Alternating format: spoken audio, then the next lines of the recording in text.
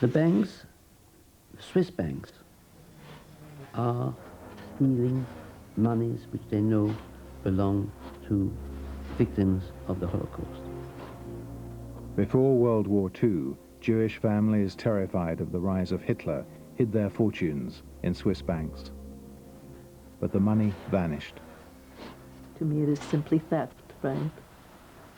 The banks knew most of their Jewish customers had died in the Holocaust. People died off and they stole their money.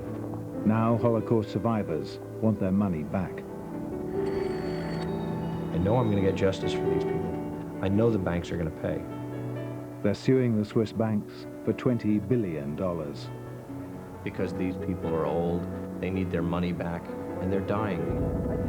And when they die, and we don't have the money back, banks win. Two men set out to retrieve the missing millions and shine a light into the darkest corner of Swiss history. The people who were fighting in World War II were clearly the evil and the good, and the Swiss decided to be neutral in a struggle between evil and good. The Swiss were Hitler's bankers. I think they call that making a pact with the devil. Swiss banks took in Nazi gold, some ripped from the mouths of victims of concentration camps. The Germans plucked out golden teeth and melted them into gold and deposited this into the Swiss banks. I can't understand this. They were ruthless financiers of the Nazi war machine. Now, for the first time, there are claims that Nazi death trains were allowed through Switzerland. Only one witness has dared speak out. We knew that they were going to Germany. We knew there were Jews. We knew about the concentration camps. Today, some witnesses to Switzerland's past are nervous. A security guard who salvaged pre-war files from a Swiss bank flew to America in fear of his life.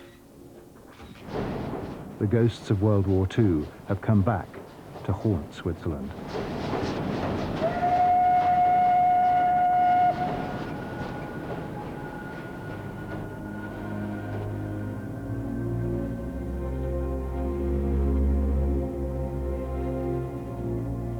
It was the early 30s. They arrived in Switzerland in their thousands. They were Jewish, and they were afraid. Für sie genügt nicht die bloße Ablegung des Bekenntnisses, ich glaube, sondern der Schwur, ich kämpfe. They brought jewelry and gold. They hid their money in coat linings and body cavities. Because they thought that if they could save their money, they could somehow bargain to save themselves. They really thought that they still had a negotiable position if they had something to negotiate with. And that's why they wanted to get it out, because they assumed that that could be their only ticket to safety. Swiss banks profited from their terror, just as later they would profit from the war itself. There are couriers that tell you stories about how they had to secret the money in parts of, in their body. They had to hide it, and they literally risked their lives to get it there. From one small village in Eastern Europe, one courier could smuggle in thousands every week. So it could be $10,000, $20,000? Yeah, $10,000, $20,000, also $50,000. As much as $50,000 at a time? Yeah. Bank secrecy laws enticed thousands of Jewish customers. The Nazis wanted their lives. Swiss banks wanted their money. Billions. The entire wealth of Europe was going into Switzerland. It was the only safe place to put money. Einmal wird unsere Geduld zu Ende sein und dann wird den Juden das freche Lügenmaul gestopft werden. The Nazis destroyed synagogues and likened Jews to rats. Auf diese Weise verbreiten sie Krankheiten, Pest, Lepra, Typhus, Cholera, Ruhr und so weiter. The more awful the future promised by the Nazis, the more money, diamonds and gold European Jews banked in Switzerland. And they were more effective at doing that than they were in saving themselves. Sie sind hinterlistig, feige und grausam und Even when the Nazis made it a crime for a Jew to hold a bank account, they still kept coming. That was risking the life. If you was caught, you lost everything, but you lost, in fact, your life. That's absolutely clear. Die Folge noch einmal in einen Weltkrieg zu stürzen, dann wird das Ergebnis nicht die Bolschewisierung der Erde und damit der Sieg des Judentums sein, sondern die Vernichtung der jüdischen Rasse in Europa. By the end of the war, the banks could assume that most of their Jewish customers were dead.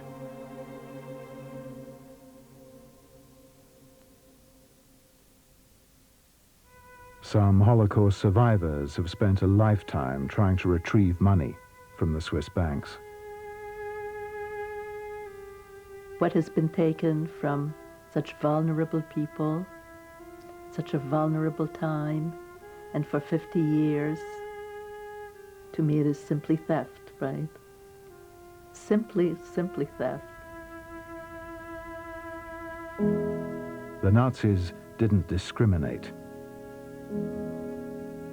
Rich and poor died in the Warsaw Ghetto, nameless, their identities stripped away, their fortunes lost. Most of the time I remember spending in an attic, hiding, because there were constantly calls for Jewish children to be, since they were not part of the working force, were just, dead weight, to be exterminated. And so I had to be hidden all the time. Starvation was everywhere. Dead people on the sides, just decomposing bodies. I still remember the terrible odor. Determined to buy them freedom, her mother tried to bribe a Nazi official. Telling the superintendent that she was going to write him a letter withdrawing 3,000 gold marks. Now, I don't know whether he ever did it, but I know that he denounced her and she was sent to Treblinka. From where was she going to withdraw this money? From the Swiss bank. From a Swiss bank account? Mm-hmm. She was rescued from the ghetto by her non-Jewish nanny and taken in by a Polish family who lived near a concentration camp. They would say to me that they enjoyed going and seeing Jews burn. They went to see Jews burn? Right. Particularly on Sundays.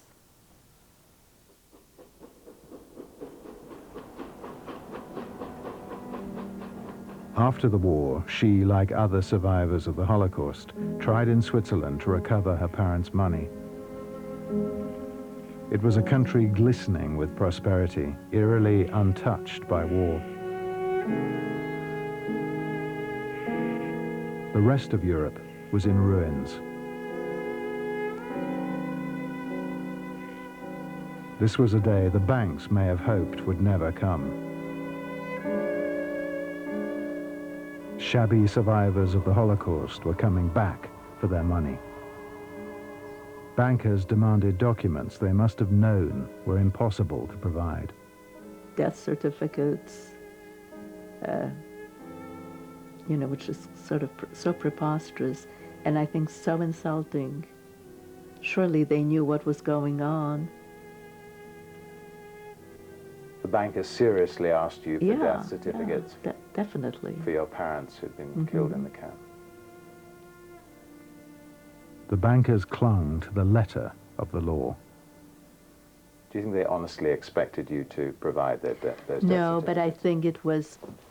No, I'm sure not. I'm sure they were not as unaware of what was going on. But I think it was another way of stalling or another way of avoiding a loophole, saying, well, she doesn't have enough documentation. She, like countless others, left empty-handed.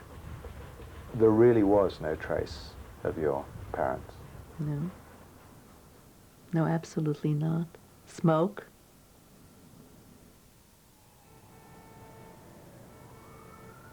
You must have felt that everything had been taken away from you. Oh yeah, definitely. My whole family, my belongings. Yeah.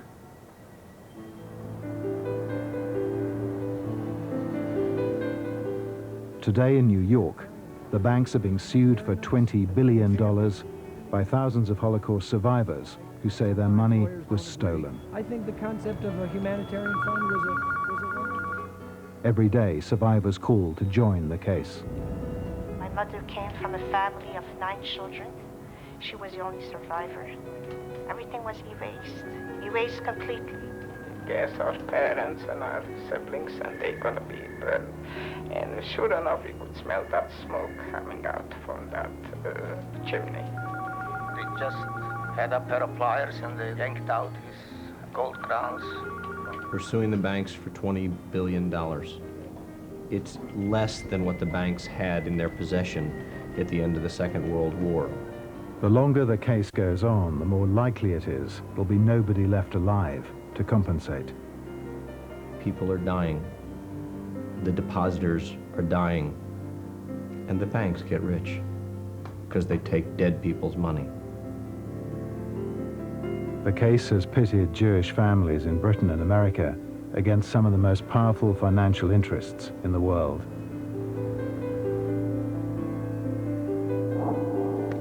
All tell the same story. A Swiss account opened in the 30s mysteriously vanished by the time they went looking for it. And they all do business here in New York. They've all admitted to it. My father told me, listen, I have the account number. You go to the bank and you are going to receive this, whatever you have there. Okay? So I was 100% sure that that's how this works. He had proof, including account numbers his father hid from the Nazis in his driving license. Here are the numbers. Here are 4 numbers. He claims that in one account there was 18,000 Swiss francs. But the money had simply gone. How much do you think that money would have been worth today? 18,000 Swiss francs. I don't know. $1 million? The bankers showed him the door. I even don't know, they said, I am sorry. They can look retroactive. So many years, 15, 20 years. No, they destroyed everything. Estelle Sapir remembers the grand hotels where her wealthy father stayed in Geneva before the war, when he went to bank the family's money.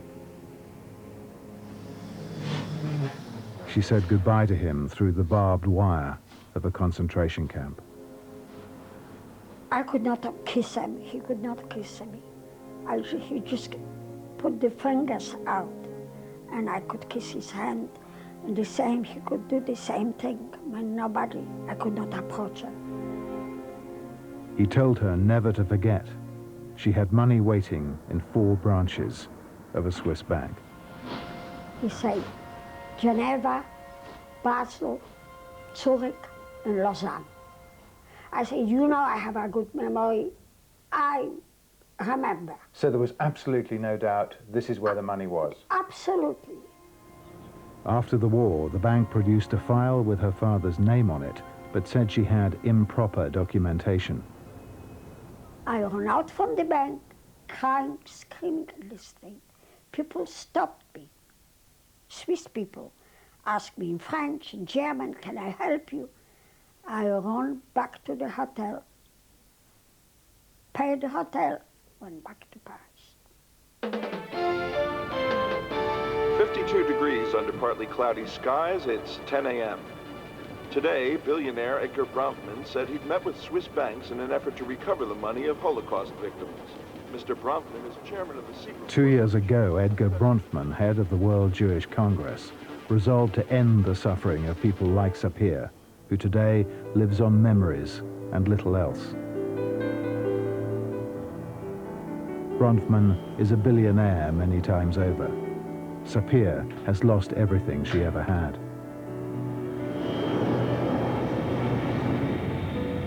Bronfman would use all his power to try to recover the millions of francs that somehow went missing in Swiss banks. On the long flight to Bern, the Swiss capital, he was driven, he says, by thoughts of those who died in the concentration camps. The entire Jewish world is part of my family. And sure, I lost 6 million members of my family, so to speak, in the Holocaust. And the victims, very much in my mind. And the survivors, very much in my mind. Bronfman was determined to lay bare the secret history of Switzerland. The banks, he believed, were not as pure as they seemed.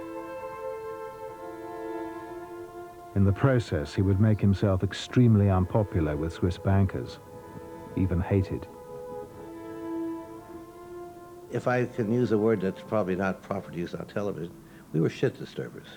We were coming in there and roiding up their lovely little empire that they'd had for a long time, saying, I don't think everything is as nice and clean as you think it is, and we want to find out. At his side was Israel Singer, an ex-rabbinical student nicknamed the Rabbi. Together, they try to recover the missing millions. The people who were fighting in World War II were clearly the evil and the good, and the Swiss decided to be neutral in a struggle between evil and good. In Bern, the rabbi and the billionaire were received icily. They saw us as people coming to question a system which they saw as just and which wasn't. And they felt that we were coming to break down their system, and they were right. The Swiss bankers flung an offer on the table. All of a sudden, they discovered some Jewish accounts, unclaimed since the war, worth $32 million. Take it or leave it, they said. This is supposed to be the final stop, and here's the money, and take it and behave yourself. What I realized was this is going to be a tough, tough battle. Back in New York, they had a secret weapon, a briefcase full of wartime intelligence documents proving how Swiss banks had colluded with the Nazis. Documents they were fully prepared to use if the banks wouldn't pay up. These weren't threats, these were promises. They would not be so easy to dismiss as frail survivors of the Holocaust had been 50 years earlier. This morning the committee meets to take up an important matter, and it involves more than money, more than millions and tens of millions, and maybe hundreds of millions. Bronfman called New York Senator Al D'Amato. D'Amato was chairman of the powerful Senate Banking Committee. For the Swiss bankers and their prized branches on Wall Street, it was a nightmare. D'Amato could, if he wished, deal a mortal blow to their worldwide operations by calling for the closure of their branches in America. And they took that very seriously? Yes, I think they probably did. Bronfman smelled blood. He got President Clinton to open wartime government files on Switzerland. For banks, the only good news is no news, and every nightmare of theirs became a reality. The World Jewish Congress took under its wing a Swiss bank security guard who'd fled to America in fear of his life. Late one night at a Zurich bank, Christoph Meili took pre-war documents that were about to be quietly and illegally shredded. Ich habe die Blätter rausgerissen und es sind zwei gewesen, hatten die Blätter aufeinander gelegt und gerollt und hatten die unter meinem Hemd hinein und habe das einmal in meinem Kasten, in meinen Umkleidekasten gebracht. Dann bin ich zurück und habe noch das Buch von 1920 bis 1926. Unwittingly, he'd stumbled into a very dark era. For the banks, the documents could prove extremely embarrassing, showing how close they'd been to pre-war Germany. The outgoing Swiss president exploded at Bronfman, accusing him of trying to destroy Switzerland as a banking center. He also managed to call me a blackmailer and an extortionist. But this is straight paranoia to think that there's a plot afoot to destroy Switzerland and its banking system. Of course there was no plot.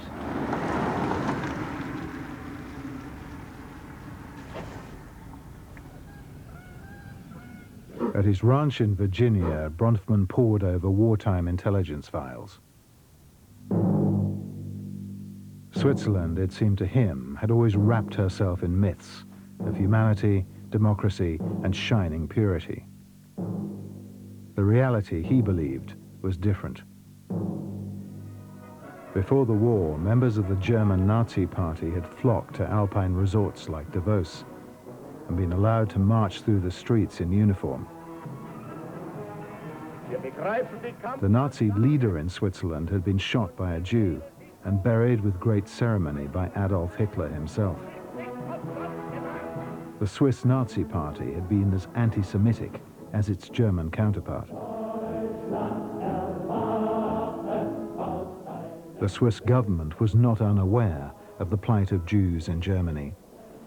Dieses ostjüdische Untermenschentum hat seit jeher Westeuropa das internationale Verbrechergesindel geliefert. Von hier aus Before the war, the Swiss government told the Nazis it was determined to prevent what it called the Judaization of Switzerland.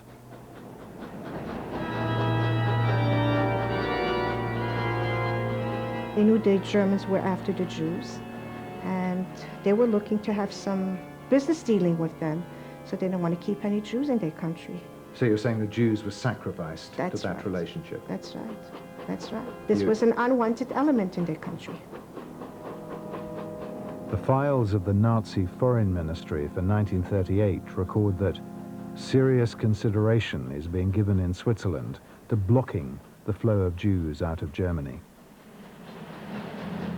To make it easier to turn them back at the border, the Swiss asked the Nazis to stamp a J in their passports.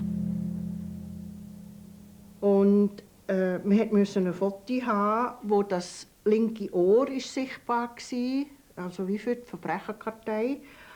Und dann musste man Fingerabdrücke geben. Und es ist natürlich schon sehr diskriminierend. Und für viele hat das bedeutet, dass sie dann einfach zurückgewiesen worden sind. Man hat sie gerade erkannt. Und das war das Todesurteil. Hitler demonized the Jews, and the Swiss government looked the other way.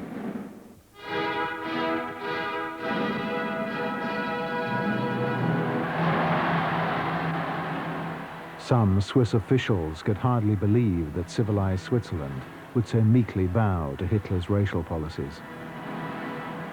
Then and today, I consider that a shameful action as far as a neutral country is concerned. The war changed and corrupted Switzerland.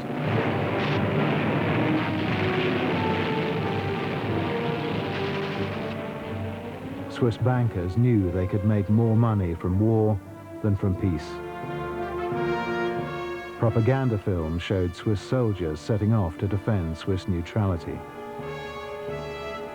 Bern hotels overflowed with Nazis meeting Swiss bankers and buying enormous quantities of Swiss weapons.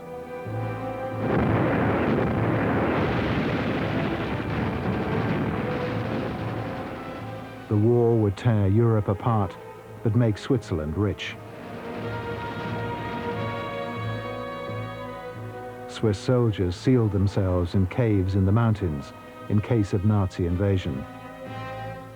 Meanwhile, its arms factories, protected from air raids by Swiss neutrality, worked overtime for the Nazis. Swiss democracy melted like snow. Avant de reprendre essor, son nouvel équilibre A 7-man federal council took its decisions in secret. Its leader, Marcel Pilet-Gola, thought only he could deal with Hitler. He lectured the Swiss on new realities, that is, that Hitler would win the war. His plan was simple: to protect Switzerland by making her indispensable to Berlin. I think one can only explain his action by thinking that Germany would win the war and that wouldn't be a catastrophe. I think he had some understanding for an authoritarian regime. He wasn't actually a Nazi, but didn't find an authoritarian regime like Hitler's too unacceptable. No, I don't think he found it unacceptable. The US legation in Bern concluded that only 2 of the 7 Swiss councillors were genuinely determined to protect Swiss independence. Thus began what many Swiss saw as a brilliant balancing act that would save Switzerland. Others saw it as simple collusion. Sure. They made a deal. I think they call that making a pact with the devil. The winners in the war would be the Swiss banks.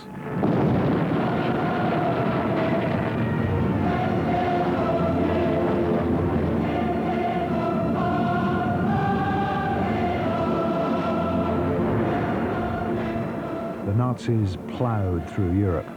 The loot they banked in Switzerland. It was the vastest killing machine in history, being fueled by one of the most efficient banking systems in history and by one of the most efficient quartermasters operating through that banking system.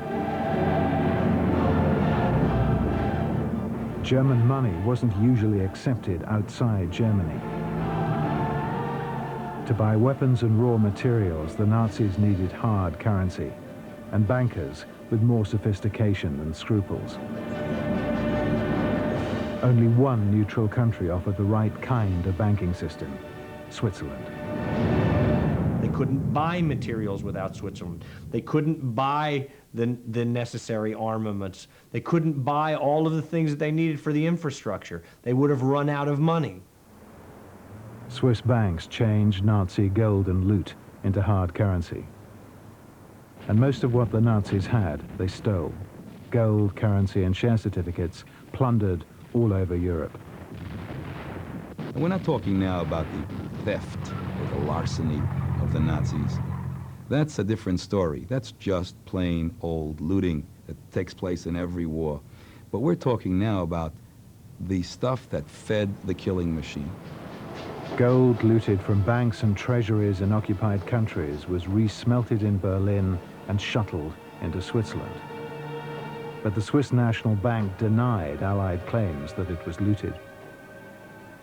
If you are a dealer, a manager of gold, you know about gold transaction. So you knew there could be stolen gold. As a manager, you must know it. I mean, that's absolutely clear. The National Bank in Bern knew exactly how much gold the Germans held officially at the start of the war. As National Bank official Dr. Alfred Herz must have realized, his friends in Berlin had sent him several times that amount. So if you sell more than you have, it must come somewhere. So it was stolen. That's absolutely clear. But you don't know exactly where, you don't know exactly how much, but you know something is not good. There was a darker secret, too.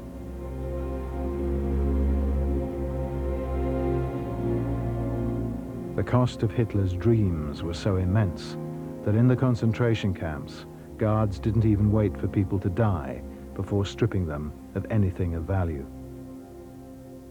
Hair and gold fillings. And my father, before they took us in to the shower rooms, they yanked out his, I call it yanked out, they pulled out his crowns from his mouth. Gold crowns? Gold crowns, and some, yeah, most of them were gold crowns. And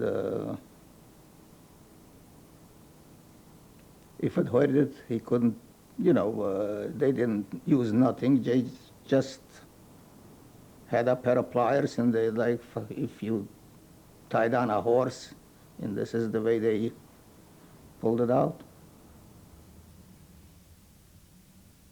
Like a farmer puts his wheat against the wall. This is the way the gold was against the wall. The fillings were sent to the Nazi bank in Berlin to be smelted into bars. I can't even describe you the way they were treating us. They weren't treating us like people. They were treating us like animals. We're so desperate for this gold. Desperate. Oh, for gold, they were, right away they were just looking in your mouth. The trains that brought the Jews in took the plunder out in special boxes. Swiss bankers were waiting. They must transfer it to a neutral country to buy their needs, what they needed to fight the war and to kill. US intelligence files suggest that gold from the concentration camps, resmelted into ingots, was sent to Switzerland and sold for cash. Absolutely, we have now documentary evidence of that. Shocking. To the Swiss National Bank, gold was gold. They were unconcerned about the contents of the bars they got from Berlin. That's a normal banking proceeding. We are not here to ask where from you have the money. That's impossible. There were Jewish refugees fleeing the Holocaust who devoutly believed in the humanity of Switzerland. Afraid of deportation to Auschwitz, Simon Sonnabend, a wealthy watch importer from Belgium, paid a smuggler to take him and his family through France into Switzerland. After a dangerous journey, the Swiss border looked like a first glimpse of paradise. It looked very beautiful. Probably it was beautiful because I felt we were safe. It never entered in our mind that it could be anything but safety. But next day, staying with friends, they were arrested and put on a train back to the border to await deportation. They asked a soldier why. And he said, well, we can't take any more refugees. We haven't got enough food for ourselves. They are short of bananas, and if they take more refugees, where will they get more food from? And that was his explanation as to why he was sending us to our death. His father was jailed. A convent was willing to accept him, his mother and sister, until it was time to send them back across the border. The nuns not only were willing, but they locked us in a large room. We were not allowed to go either in the courtyard or to the toilet. They were all the time accompanying us as if we were literally prisoners. Sister Anne-Marie was one of the nuns there at the time. Il y avait des larmes, il y avait des séparations. Beaucoup étaient séparés de leur famille. Alors c'était très triste et puis on essayait d'un peu leur faire du bien. I was surprised because it was the first time I'd come across nuns or sisters, and they showed no compassion of any sort. The police came to take the family away.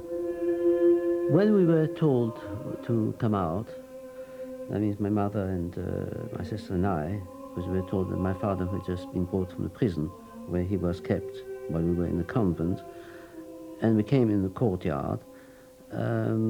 She started crying and screaming that they couldn't take us away because she knew that it was, if we were sent back to the Germans, that we would be deported to Auschwitz. and it would be our death. She cried and or screamed and fainted. Sister Anne-Marie says she heard of no Jews being expelled. Eh bien, avec longtemps après, donc ces dernières années, quand on a commencé à parler de ça, à parler des Juifs. Mais autrement, on ne savait pas. People lining up for a Catholic procession outside were horrified to see the family being dragged out of the convent. And the crowd started fighting with the police. These are just ordinary people who people gathered on the street. That's right, all the people who were there to form part of the procession. Again, Sister Anne-Marie neither saw nor heard any commotion.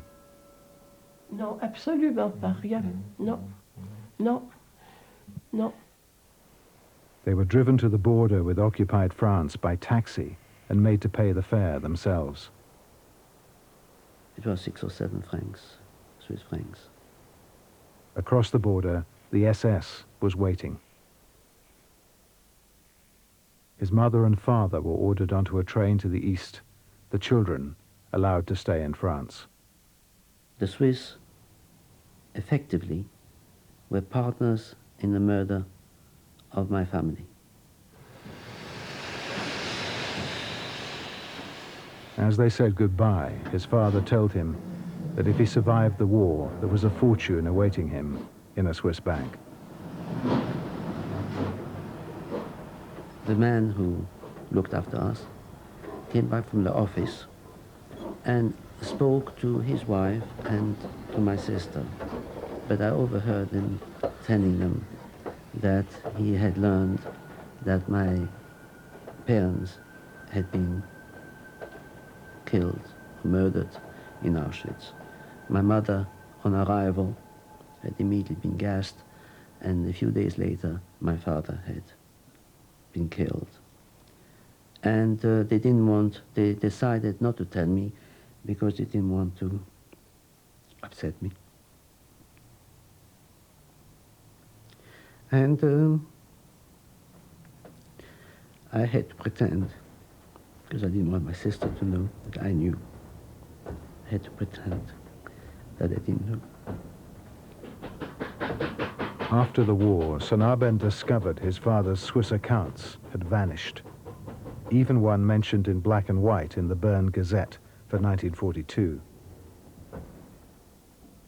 After the family was deported, a court had awarded a business partner $200, or 472 francs, out of the account at the Cantonal Bank in Bern. So it's possible that the account of Mr. Sonnabend has been closed with this transaction. So that means that there was an account in the first place. Mm-hmm. There certainly was an account, Mm-hmm. there can't be any doubt about Yes, that. yes. And so approximately 472 francs was withdrawn from that account. Mm-hmm. And you're saying that the only money that there could be in that account was 472 francs, which is about $200. Mm-hmm. Yes, that's correct. Doesn't seem very much, though, does it? Not very much, no. The bank invited the Sanabend family to have an outside accountant search for the missing money. But the accounting firm, Arthur Anderson, came up blank. In their report, Arthur Anderson stated that there's no account left Yes, in but the name of Sonnabend. if you've lost the details, then Mm-hmm. no accountant is going to be able to find it. Yes. So you're acknowledging that there was once an account, Mm-hmm. but you're saying there aren't any details of that account. That's right, yes. But how would you feel if this was your account? You know that there was an account. I mean, you're not denying that there was an account, Mhm. and it's gone. And not only has it gone, but there isn't even any trace that it ever existed. If that was your money, wouldn't you feel a little upset? Yes, of course, of course.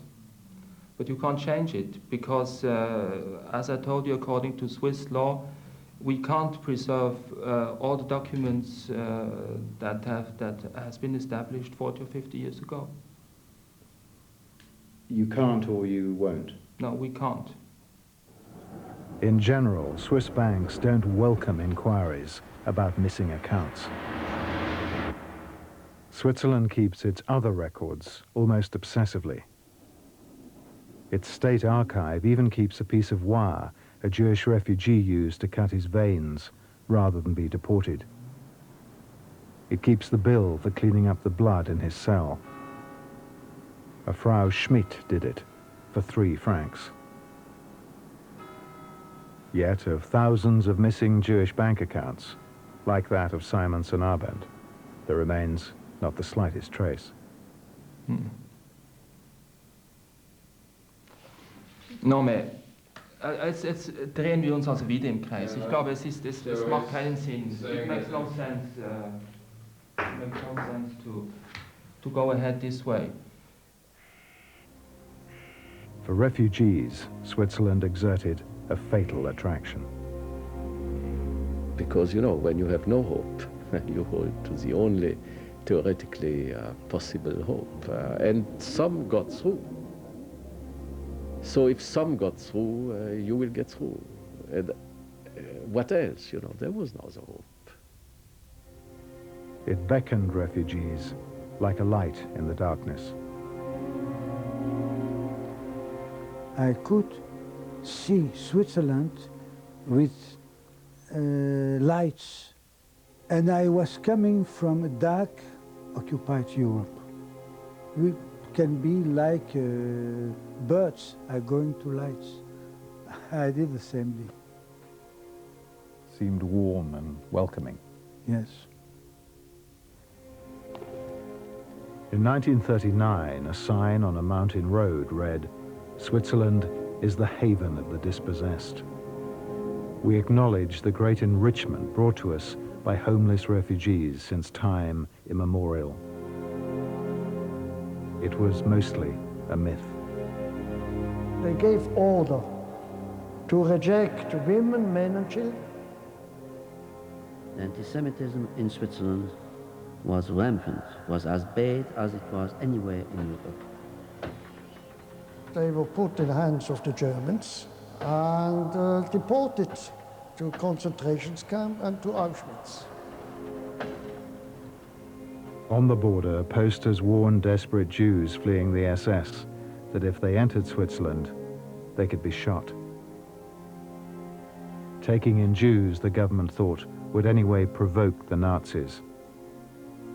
That might make Hitler furious, and he would decide, I have to attack those people who seem to be friendly with the Jews.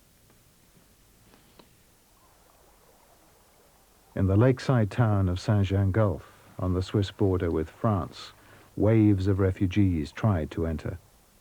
Because they did not know that the Swiss government, the federal government, had decided not to accept everybody, especially every Jew. They even committed suicide at the borders in front of the Swiss police, which were very, they didn't care.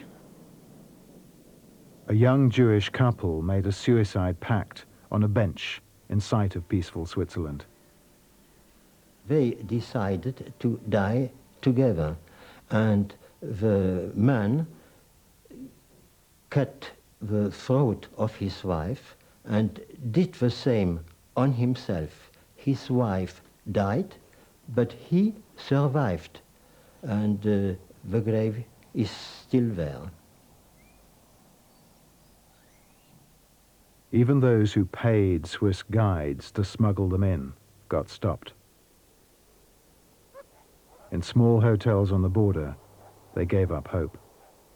Jumped from the windows there of those buildings where they were waiting for the night of, when they understood that there would be no way of getting through. Some of them were killed by the guides. I mean, this is maybe the darkest of all those dark events, is that the guides sometimes took those refugees, killed them on the way, took their whatever they carried with them, cash or jewelry to survive in Switzerland, and threw the bodies into the lakes. Saul Friedlander's own parents, trying to make it through the mountains, were also betrayed by their guide. They were delivered by that guide to the hands of the Swiss police, border police. They were, I mean, the border police arrested them, sent them back to France. In a letter sent on the way to a death camp, his father complained they'd been deceived by the myth of Switzerland. We had been misinformed, and now we are waiting for our transfer to the camp of Rivesaltes, où on décidera de notre sort de la manière que vous connaissez bien, where our fate will be decided, or they will decide of our fate in the way you know very well.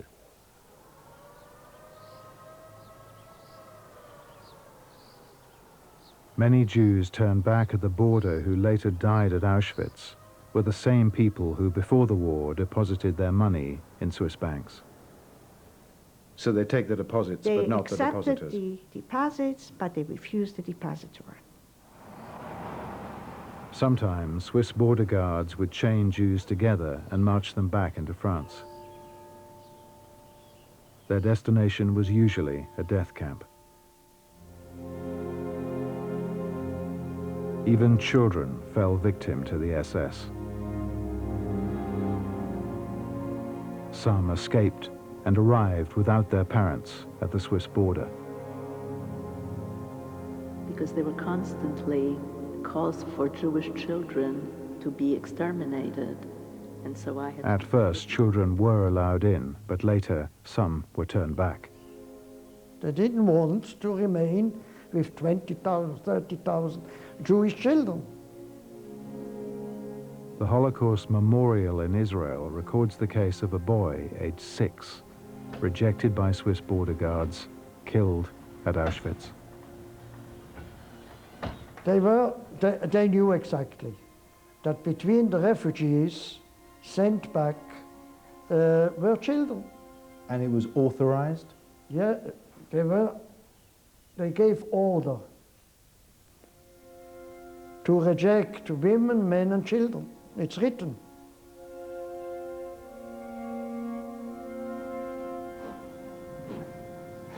In 1942, a Swiss police statement claimed it's not true refugees face certain punishment if sent back.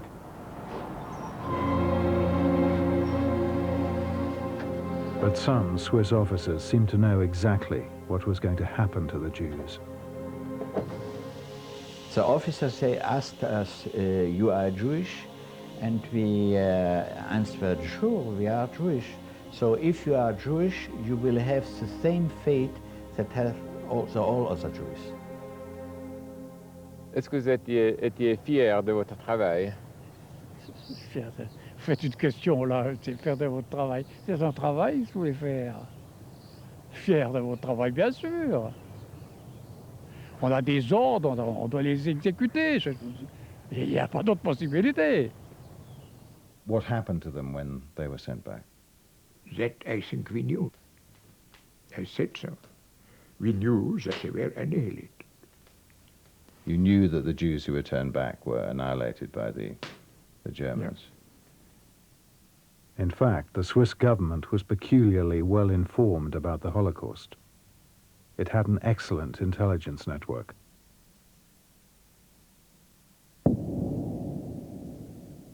And that information was getting through to the Federal Council. Yes. They had no doubt the Holocaust is underway. Yes, one didn't use this word yet. But then we used annihilation. Annihilation of the Jews. To regard the enslavement, humiliation, and emasculation. BBC broadcasts about the Holocaust by writer Thomas Mann were heard in Switzerland, as well as a speech by Winston Churchill. He said, "1 million Jews have been murdered by the Nazis." The more awful their fate, the more Dr. Heinrich Rothmann, Switzerland's chief of police, was determined to keep them out.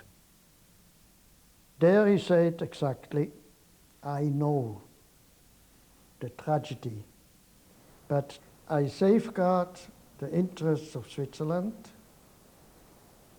I had no other choice, and law is law. Rothman's own deputy wrote, "Conditions in the East are so ghastly, it's impossible not to understand the refugees' desperate attempts to escape." Rothman had visited Oranienburg, a Nazi show camp, and wrote quite approvingly of what he'd seen. He feared inundation by foreign-blooded elements. Ordinary Swiss families, aware of what lay in store for the Jews, had tried to save them. A Swiss newspaper wrote, "No one has the slightest doubt that refugees face certain death." But Dr. Rothman was unmoved. He didn't care about the Holocaust. He didn't care. Anxious not to offend the Nazis, the Swiss government banned public mention of the Holocaust. An army doctor back from the East was threatened with expulsion if he described what he'd seen. The Swiss wanted to keep the Holocaust quiet. Officials who wouldn't go along with government policy were severely punished. The police chief in St. Gallen, Paul Grüninger, allowed hundreds of Austrian Jews to wade across the shallow waters of the Rhine into Switzerland. He was tried, found guilty, and ruined. Es war schon ein schlimmes Gefühl und man hat einfach dann den Eindruck gehabt, es wäre einem von ihnen her geholfen oder man wäre von ihnen her unterstützt. Also wirklich das Gefühl von verlassen sein? Ja, sicher schon, ja. At the start of the war, before the border was sealed, Switzerland did take in Jewish refugees. But far more were turned back. The government admits to at least 30,000. The real figure is unknown.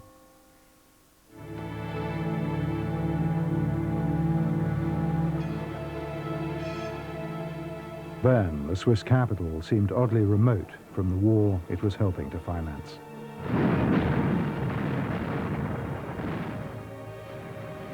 The restaurants had ample food, in fact, generous portions being served. The people were reasonably well dressed. There was no evidence that they were deprived of anything as a result of the war. Amongst these privileged people, he found, support for the Allies was lukewarm or non-existent. The Swiss Air Force was shooting down damaged American aircraft, looking for sanctuary in supposedly neutral Switzerland. The Luftwaffe they seem to have forgotten about. Bern itself was full of Nazi bankers and buyers. Allied spies followed them down mountains and into banks. Trainloads of pictures looted by the Nazis were being quietly auctioned at Swiss art galleries.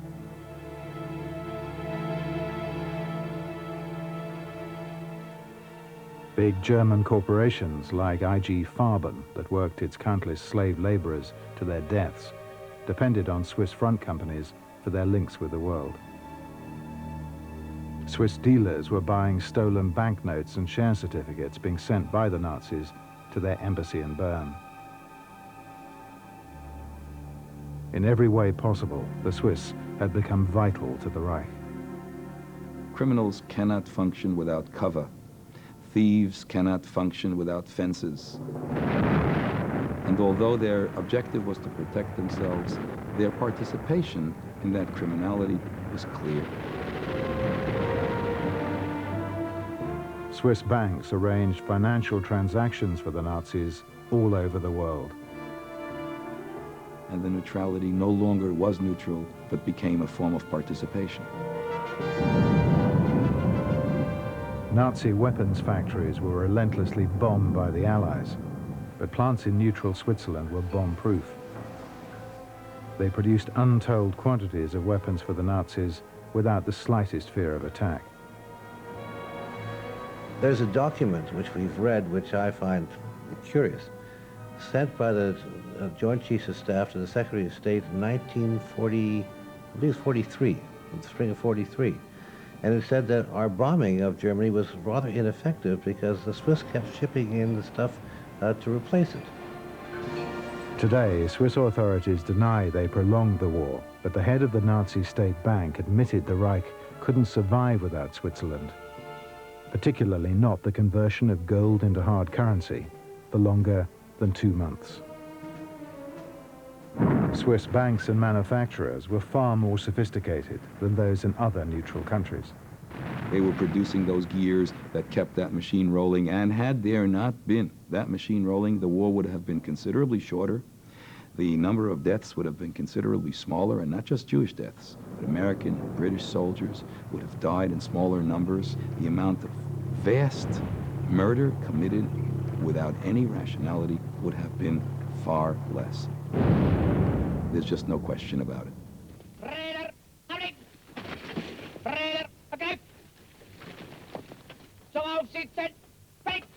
There were still those who thought Hitler was too afraid of the Swiss army to invade. Indeed, Switzerland had built fortifications high in the mountains and mined the Alpine passes. But the real credit for keeping the Nazis out belongs to the Swiss National Bank. At a private meeting in 1944, its directors boasted, "We have escaped the war because of the services we have been able to offer to Germany."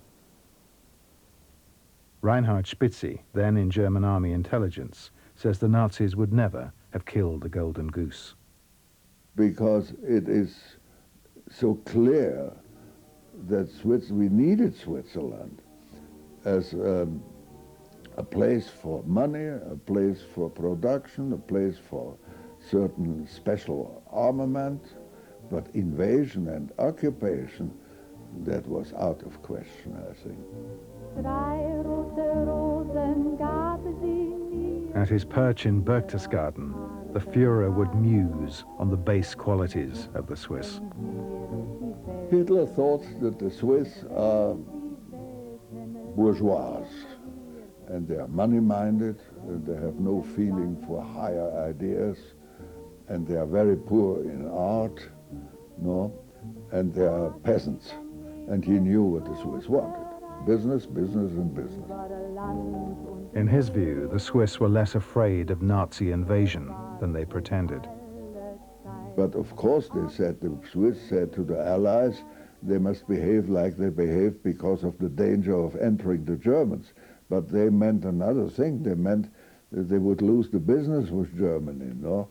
I think that was an excuse. Squeezed between Germany and fascist Italy, Switzerland was forced to compromise.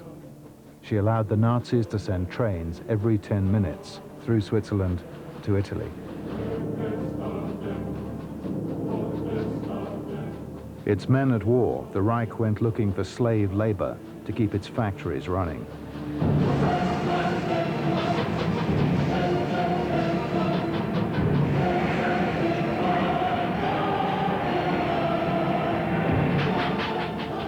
Italian partisans fought back, but the Nazis rounded up thousands of Italians and sent them north. They would work as Germany's slaves.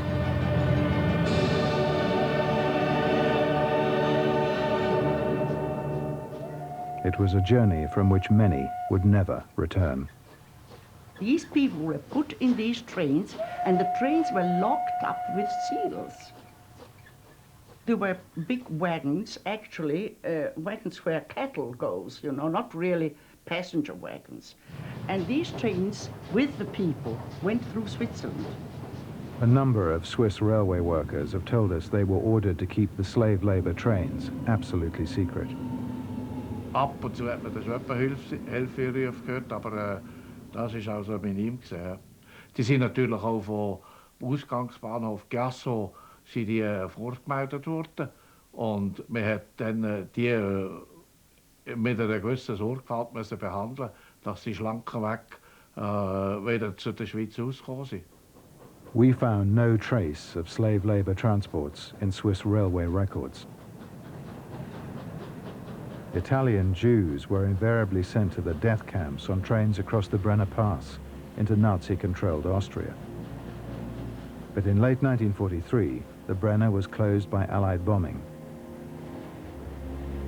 That same winter, we're told, long trains with sealed cattle wagons began to roll into Zurich main station at dead of night. I think the whole thing was rather undercover. I think maybe other than Jewish people, not many people knew about these transports. People living above the station were said to have complained about disturbing sounds. The citizens who had houses next to the platform number 1, they complained because apparently the people in the railroad cars, they had made noise. They banged, and they had apparently said, "Leave me out," and people could not sleep.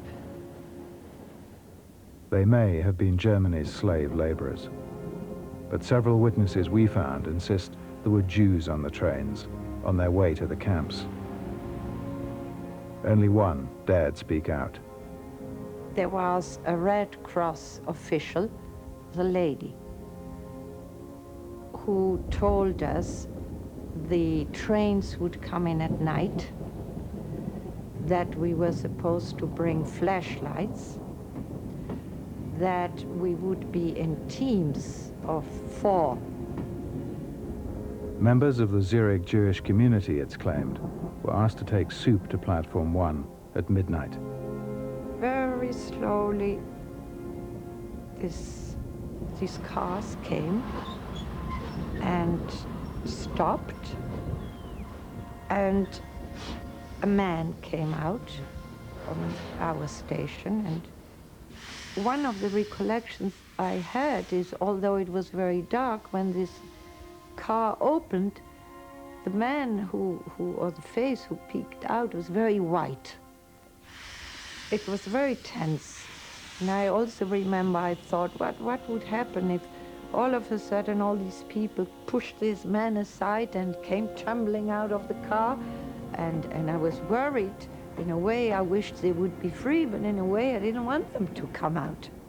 This woman, then age 14, claims she passed soup forward to the man in the cattle wagon. We knew that they were going to Germany. We knew there were Jews. We knew about the concentration camps.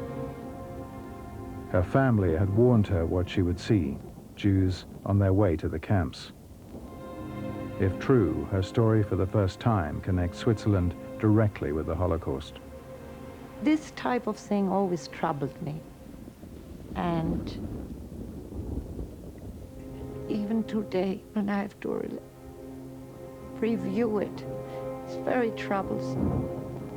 At that time, I didn't feel responsible, but later on, I think I felt responsible. The Swiss Red Cross says it can find no record of any trains with prisoners. A Swiss government spokesman denied to us that such events ever occurred. Nobody was very happy about it. They didn't feel that Switzerland should lend its hand to letting these trains through. On the other hand, the feeling was, well, if we don't let the trains through, maybe they suffer even more. Whether they were slave laborers or Jews on their way to death camps is perhaps morally irrelevant.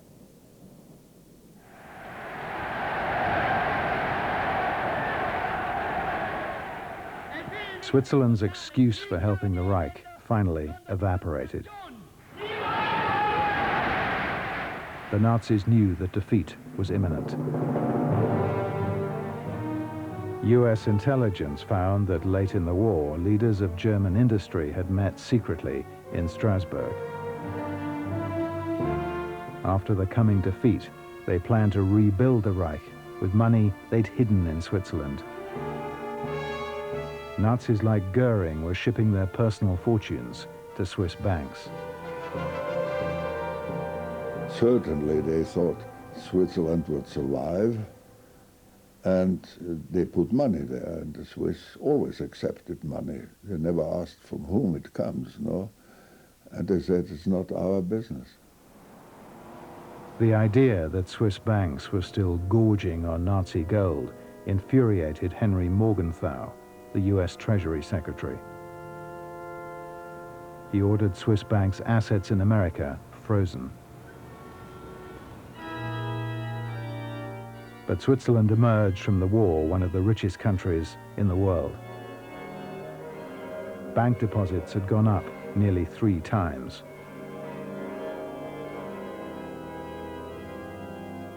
The bankers had so much gold, they had to turn it into christening coins.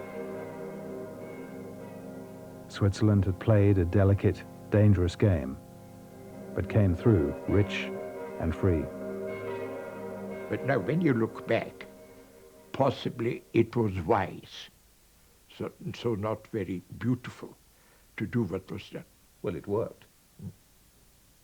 Turned Switzerland into a very prosperous country. Yeah. In bitter post-war negotiations, the Allies pushed the Swiss to hand over some of the loot they'd taken from the Nazis.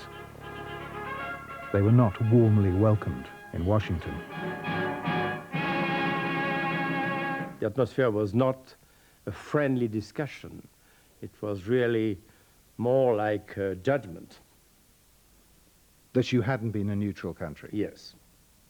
The Washington Post called the chief Swiss negotiator, Walter Stucky, Al Capone. The Allies, it turned out, wanted more than a share of the looted gold.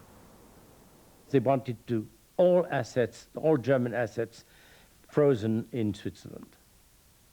Because they feared that there were Germans who wanted to create Yes. a new Reich Yes. with money which had been Yes. stashed in Yes. Switzerland. Yes. The Americans in particular wouldn't accept the bland assurance of the Swiss National Bank that it hadn't known its Nazi gold was stolen. We were prepared to argue, and to a certain extent did argue, that even if it just transited Switzerland, they were liable for having participated in this looting transaction. A member of the Swiss delegation now admits he thought the gold was stolen.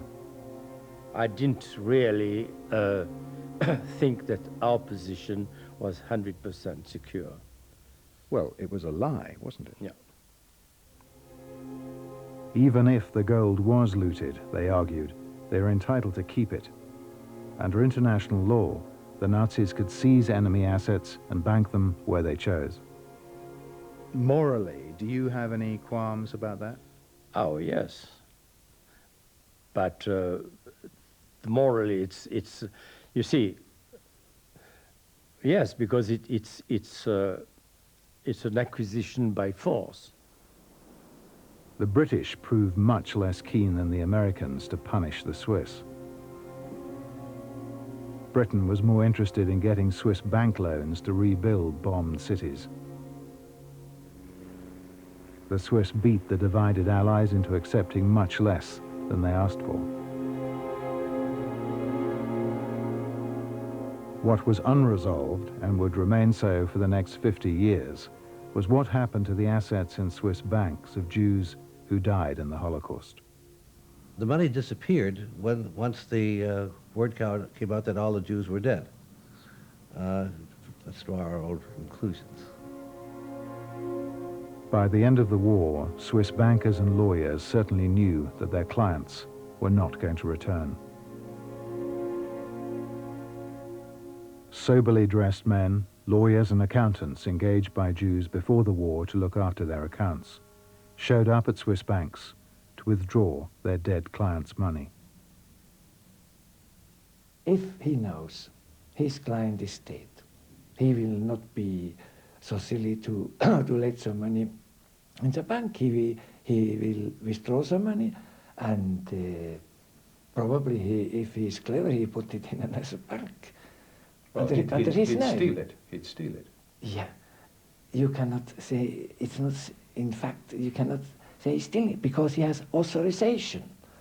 Huh? Well, that's a very fine point. It may Yeah, be but legally if he has- correct, yeah, but but morally if he has- it's theft, isn't it? Yeah, but you have a lot of these cases without any choice. We have to give the money. Privately, the banks blame the lawyers and accountants. They, in turn, blame the banks. There were whispers of bankers and lawyers living in mountain villages on the wealth of murdered Jews. Pressed by the Swiss government, the bankers would admit to very few unclaimed assets. Documents show that the former head of the Swiss Bankers Association, who declined to be interviewed, angrily insisted that Switzerland should not submit to what he called Jewish propaganda. But in the 1950s, Walter Stucky, who'd led the Swiss delegation to Washington, broke ranks with the bankers. Asking that his remarks be kept secret, he said 2 bankers told him the banks were holding hundreds of millions belonging to French Jews alone. In 1959, the president of the Swiss Federal Court, Harold Huber, wrote much the same thing. A banking expert has informed me that hundreds of millions owned by the missing persons are still in the banks. This what happened? That's what happened. No, By raising the ghosts of Switzerland's past, Edgar Bronfman gave people the courage to confront the Swiss banks. And to you, this is not about money, ultimately? No, this is about justice. This is about justice. This is about restitution in terms of moral first and also financial, because you cannot be allowed to profit from murder. Under astonishing pressure, Switzerland finally backed down. There would be a bankers' fund for Holocaust victims and a government fund for the victims of catastrophes and human rights violations. But half the money has to be spent in Switzerland, and anyway, it has to be approved by a referendum next year. The whole glare of world publicity is now on Switzerland and on its effort to reestablish itself as a moral, decent country. I can't think of anything that could be worse for them than to go back on what they have promised to do. Lawyers insist that the only way individuals will ever get what's theirs is by suing the banks. The $20 billion suit is making its way through the courts. I know I'm going to get justice for these people. I know the banks are going to pay. It's not a question of if, it's a question of when and how much. In the 50 years since the war, billions hidden in Switzerland by German industry was brought back to help finance the post-war economic miracle. The vanquished nation and her banker prospered beyond anyone's dreams. After a lifetime fighting the Swiss banks, Estelle Sapir is still waiting for her money.